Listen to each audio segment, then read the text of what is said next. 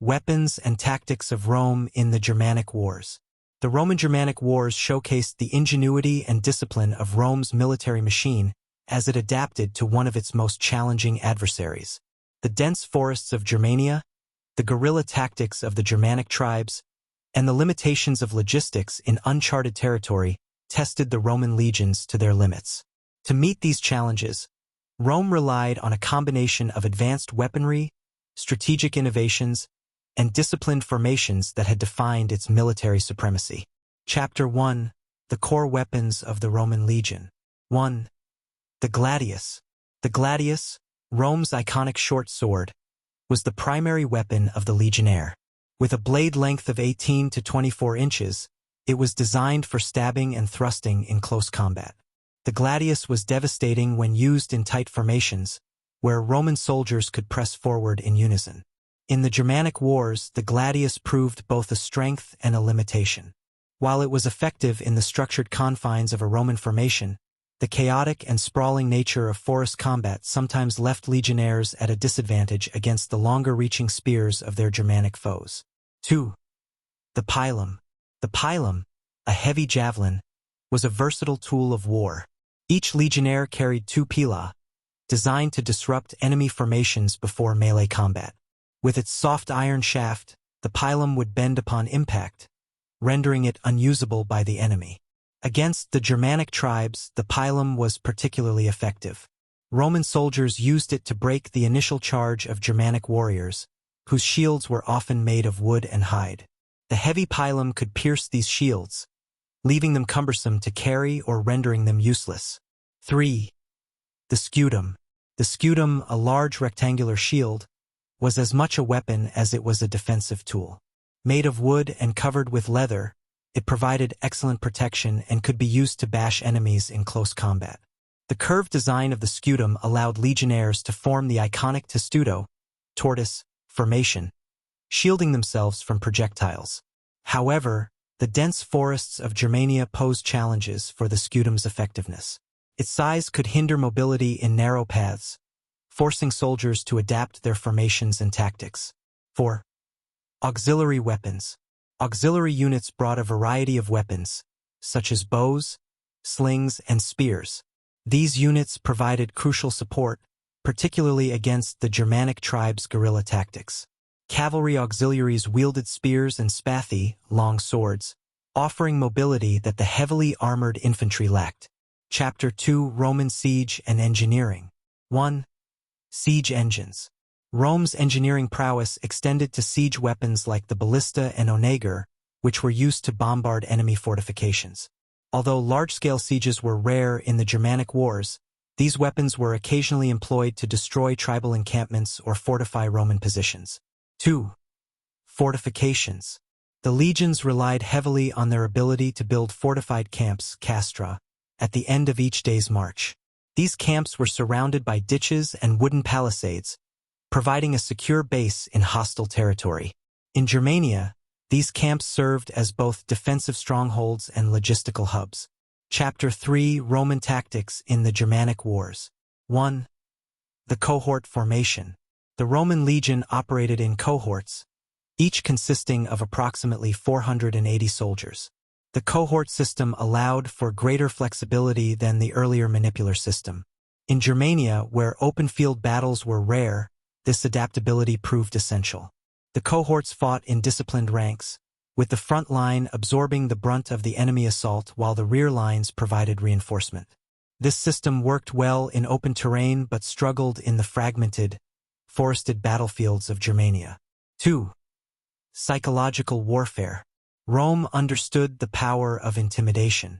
The sight of Roman legions marching in perfect formation, their weapons gleaming and standards flying, was designed to demoralize opponents. After victories, the display of captured enemy leaders or the burning of villages sent a clear message of Roman dominance. 3. Guerrilla adaptation.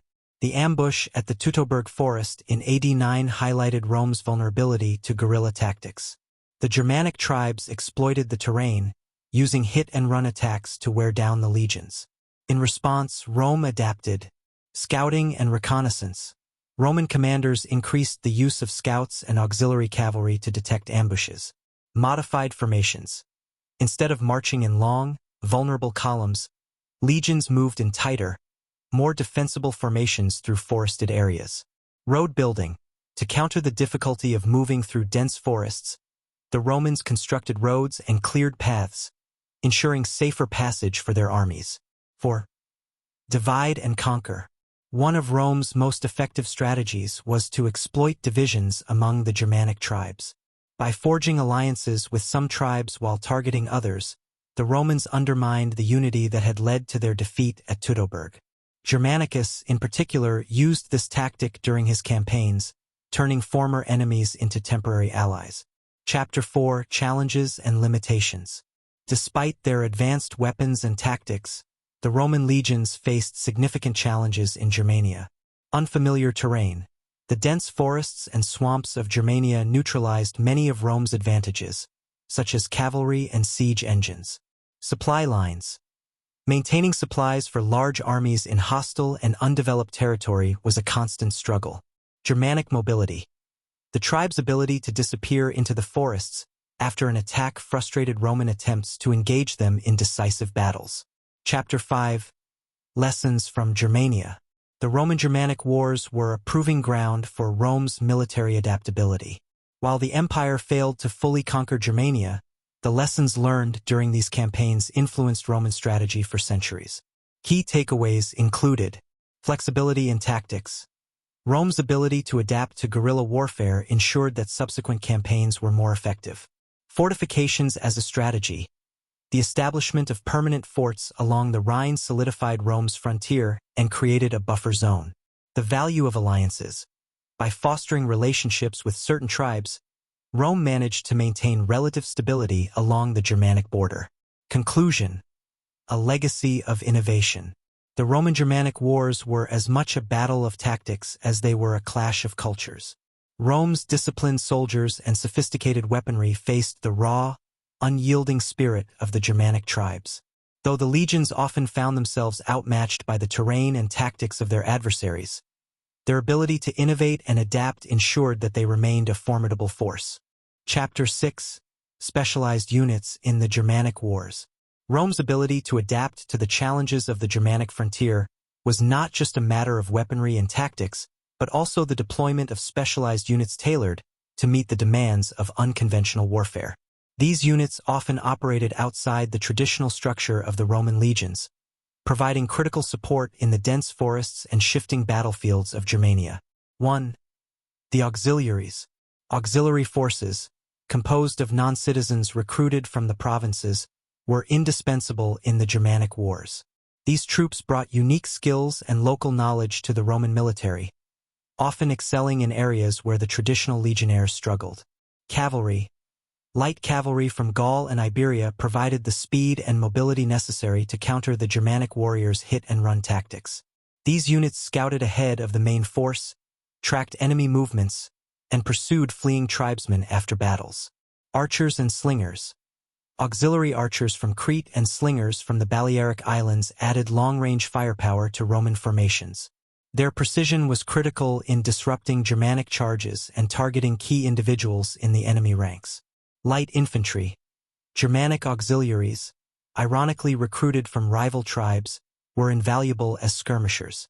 Familiar with the terrain, these troops could navigate forests and swamps with ease, often acting as guides for the legions. 2. The speculators and explorators.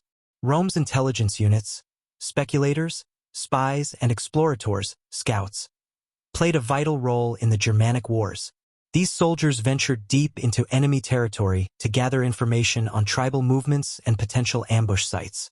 Disguised as traders or travelers, they infiltrated Germanic villages to sow discord and provide valuable intelligence for Roman commanders. 3. Siege specialists. Although siege warfare was less common in the Germanic Wars, Roman engineers, the Fabri, and their specialized equipment were still crucial. These engineers constructed bridges, roads, and temporary fortifications that enabled the legions to maneuver through Germania's unforgiving terrain. They also designed mobile platforms and towers for assaults on fortified Germanic settlements, though such engagements were rare. Chapter 7: Rome's Strategic Use of Terrain. The landscape of Germania presented a stark contrast to the open fields and rolling hills where Rome had honed its battlefield dominance. The dense forests, narrow paths, and swampy lowlands demanded a complete rethinking of Roman battlefield strategy. Rome responded with both ingenuity and brute force. 1. Road construction. Rome's famous road-building expertise proved vital in Germania. The legions carved paths through forests, laying down wooden planks or packed gravel to create viae that could support heavy troop movements. These roads not only facilitated faster marches but also provided a sense of control over an otherwise chaotic landscape. Example: after the disaster at Teutoburg Forest, the Romans built a network of fortified roads along the Rhine, ensuring that supplies and reinforcements could flow unimpeded. 2. Defensive camps. Roman castra, camps, were more than just temporary shelters. They were miniature fortresses. These camps, surrounded by ditches and wooden palisades, provided a secure base of operations. The standard layout of a castra included barracks, supply depots, and even small workshops for repairing weapons and armor. In Germania, the construction of fortified winter camps allowed the legions to maintain a year-round presence, projecting Roman power even in the harshest conditions. 3. Clearing the forests. The Romans employed scorched earth tactics to deny the Germanic tribes their natural advantages. Legions would burn sections of forest, clear underbrush, and drain swamps to create more open terrain. These efforts were labor-intensive but effective in reducing the element of surprise that the Germanic warriors so often relied upon.